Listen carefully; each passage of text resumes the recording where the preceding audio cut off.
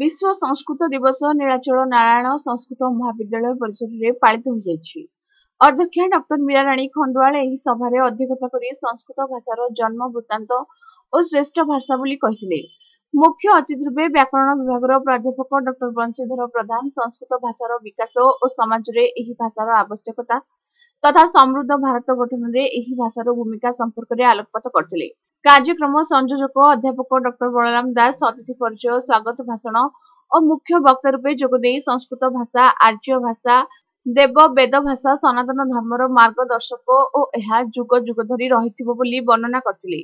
सम्मानित अतिथि रूपे डॉ राधेश्याम रथ और अध्यापिका ममता सिंह जोगदेथिले।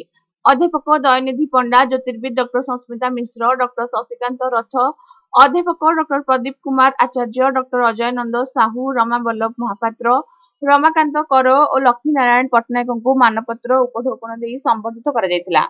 अन्यମାନଙ୍କ ମଧ୍ୟରେ ଅଧ୍ୟାପକ ଡ ଶ୍ରୀନିବାସ ସାହୁ ବାସୁଦେବ ସାହୁ ପୂର୍ଣ୍ଣଚନ୍ଦ୍ର ସାହୁ ସସ୍ମିତା ରଥ ପ୍ରମୁଖ ଉପସ୍ଥିତ ଥିଲେ। ଦୟାନିଧି ପଣ୍ଡା ଧନ୍ୟବାଦ ଅର୍ପଣ କରିଥିଲେ। ଡ ବଳରାମ ଦାସ ଓ ଛାତ୍ରଛାତ୍ରୀମାନେ ଏହି ଶିବିରକୁ ପରିଚାଳନା କରିଥିଲେ।